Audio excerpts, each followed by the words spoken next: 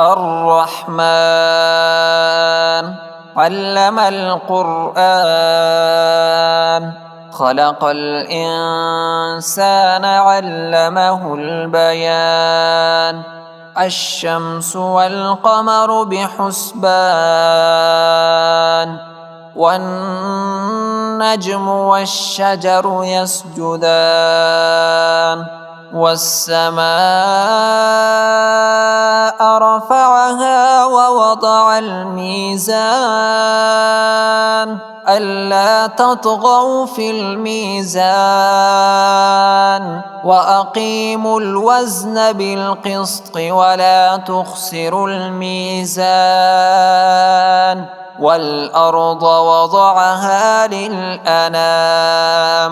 فيها فاكهة والنخل ذات الأكمام والحب ذو العصف والريحان فبأي آلاء ربكما تكذبان خلق الإنسان من صلصال كالفخار وخلق الجان من مارج من نار فبأي آلاء ربكما تكذبان رب المشرقين ورب المغربين فبأي آلاء ربكما تكذبان مرج البحرين يلتقيان بينهما برزخ لا يبغيان فبأي آلاء ربكما تكذبان يخرج منهما اللؤلؤ والمرجان فبأي آلاء ربكما تكذبان وله الجوار المنشآت في البحر كالأعلام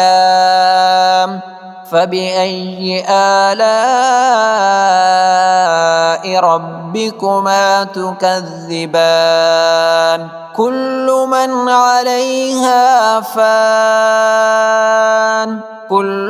عليها فان ويبقى وجه ربك ذو الجلال والإكرام فبأي آلاء ربكما تكذبان يسأله من في السماوات والأرض كل يوم هو في شأن فبأي آلاء ربكما تكذبان سنفرغ لكم أيها الثقلان فبأي آلاء ربكما تكذبان يا معشر الجن والإنس إن استطعتم أن تنفذوا من أقطار السماوات والأرض فانفذوا لا تنفذون إلا بسلطان فبأي آلاء ربكما تكذبان يرسل عليكما شواظ من نار ونحاس فلا تنتصران فبأي آلاء ربكما تكذبان فإذا انشقت السماء فكانت وردة كالدهان فبأي آلاء ربكما تكذبان فيومئذ لا يسأل عن ذنبه إنس ولا جان فبأي آلاء ربكما تكذبان يعرف المجرمون بسيماهم فيؤخذ بالنواصي والأقدام فبأي آلاء ربكما تكذبان هذه جهنم التي يكذب بها المجرمون يطوفون بينها وبين حميم آن فبأي آلاء ربكما تكذبان ولمن خاف مقام ربه جنتان فبأي آلاء ربكما تكذبان ذواتا أفنان فبأي آلاء ربكما تكذبان فيهما عينان تجريان فبأي آلاء ربكما تكذبان فيهما من كل فاكهة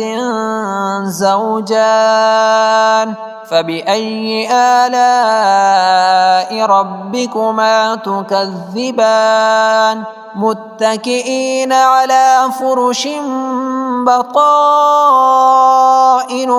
من استبرق وجنى الجنتين دان فبأي آلاء ربكما تكذبان فيهن قاصرات الطرف لم يطمثهن إنس قبلهم ولا جان فبأي آلاء ربكما تكذبان كأنهن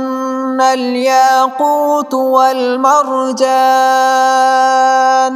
فبأي آلاء ربكما تكذبان هل جزاء الإحسان إلا الإحسان فبأي آلاء ربكما تكذبان ومن دونهما جنتان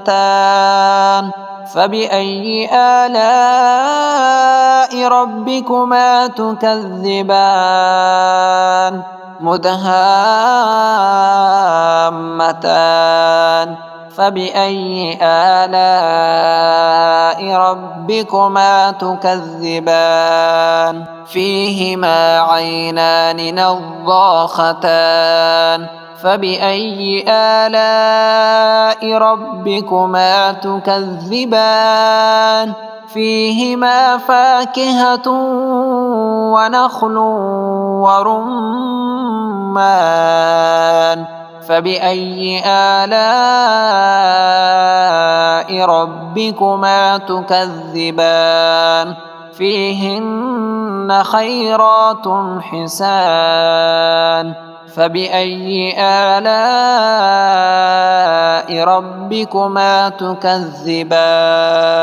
حور مقصورات في الخيام فبأي آلاء ربكما تكذبان لم يطمثهن إنس قبلهم ولا جان فبأي آلاء ربكما تكذبان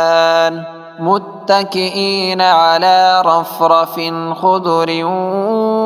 وعبقري حسان فبأي آلاء ربكما تكذبان تبارك اسم ربك ذي الجلال والإكرام.